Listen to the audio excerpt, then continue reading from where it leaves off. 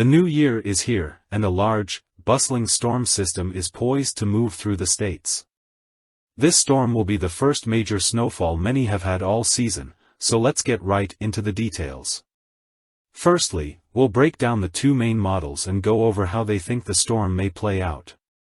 Starting with the European model, this storm starts getting its act together late Thursday into Friday in the southern plains.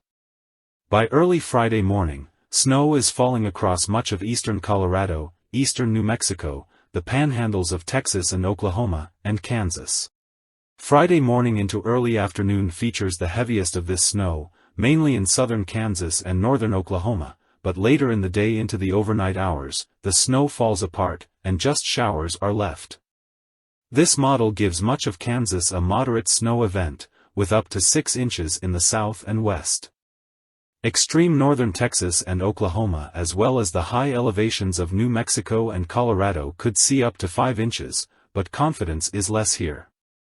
Very light snow, typically less than 2 inches, extends from northern Arkansas into southern Missouri. Next, we'll look at the American model for the same areas. The storm starts out very similar Thursday night, with heavy snow across the panhandles, eastern Colorado and New Mexico, and southwestern Kansas. The snow expands early Friday morning, encompassing much of western Kansas.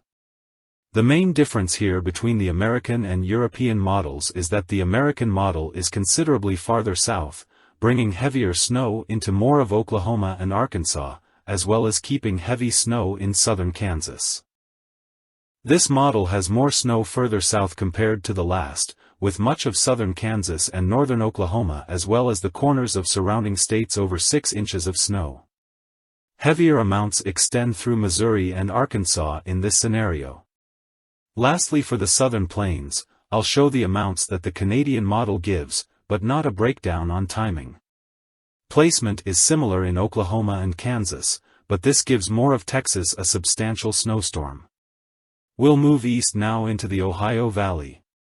We'll start the timer early Saturday morning, where light snow is crossing Illinois and Indiana, and at the same time, a plethora of wintry mix will be falling in the mountains of North Carolina and Tennessee.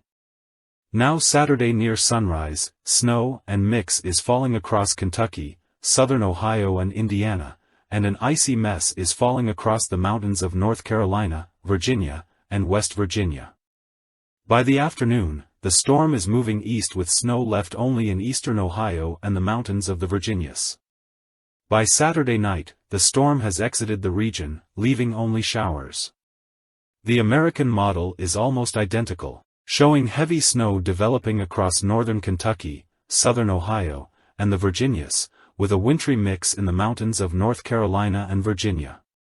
Snow total-wise, the heaviest snow is slightly farther north and east than the European model, with less amounts in Ohio and West Virginia. Again, looking at the Canadian, moderate snow is present across similar areas, but is heavier across the Virginias. Lastly, this storm will move into the east starting Saturday. Early in the morning, the northeast will be clear, but clouds will start to move in. By the afternoon, snow has moved into the higher elevations of the Mid-Atlantic, Ohio, and Pennsylvania, with a mix in the nation's capital. By the evening, the snow has become much heavier in PA, is moving into New Jersey and New York, and is moving out of the Mid-Atlantic. By early Sunday, snow has encompassed all of southern New England, with light snow in the north. The snow continues to move east throughout Sunday as cities like Boston continue to get pummeled. The snow winds down as the day continues, and the storm moves out to sea by early Monday. The European paints a very heavy snow picture across the interior Mid-Atlantic and Northeast, with the heaviest amounts in the Pocono Mountains and southern New England. The American model pushes the storm further south, however, bringing much less snow to the north, while the Mid-Atlantic and southern New England still get pummeled. The American model also gives more snow to the nation's capital, and keeps the rain-snow line further south. This model puts the highest snow totals in similar areas as the European, but extends the snow much less to the north, giving less confidence to northern New England. The Canadian model takes a track between the two other systems, but gives much more snow to the mid-Atlantic and low totals to Maine. We are in range of a few short-range weather models, so I'll also go over one of them. This model, the RDPS, has an almost identical scenario playing out in the southern plains as the Canadian model, with the heaviest snow in the Texas Panhandle and the border of Kansas and Oklahoma. The Ohio Valley gets some snow in this scenario, but much of the North Carolina mountains and southern Virginia are left out. This model gives plentiful snow to the mid-Atlantic, and unfortunately does not go far enough out to see totals in New England, as the storm is still in the area where this model ends. Finally, for snowfall, I'll go over my predictions map for this storm system. Starting in the southern plains, most areas north of Little Rock and Oklahoma City look to see at least some frozen precip.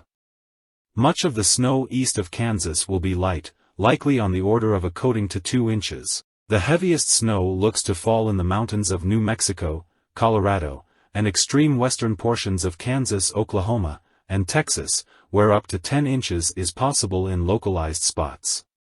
Some cities here include Dodge City in Wichita in Kansas, which could both see up to 6 inches of snow, and Amarillo, Texas, which could see up to 2 inches.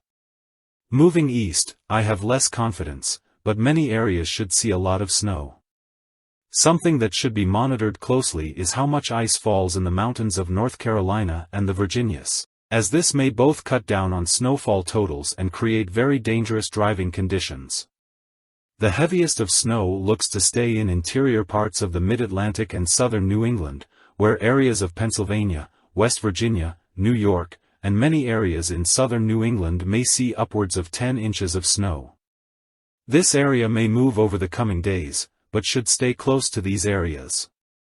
Some cities here include Boston, Providence, and Harrisburg, which could see over 10 inches, New York City and Pittsburgh which could see up to 4 inches, and Philadelphia and Washington which could see up to 2 inches. Rainfall will also occur across the south with this storm, and severe weather may also be possible.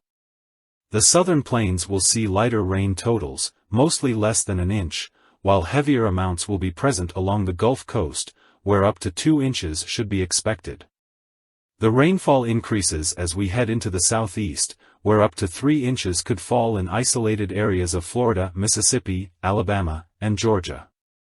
Moving into the mid-Atlantic, not all of the accumulated precip here will fall as rain, but where it does, up to an inch could fall in the heaviest showers and storms. A marginal risk of severe storms is present across the central Gulf Coast Friday into Saturday, but no large outbreak is expected. Thanks for watching. I should be uploading more often in the coming weeks as our weather pattern continues to change and become more active. If you liked the video, please like and subscribe, and leave any feedback in the comments. Thank you and have a great day.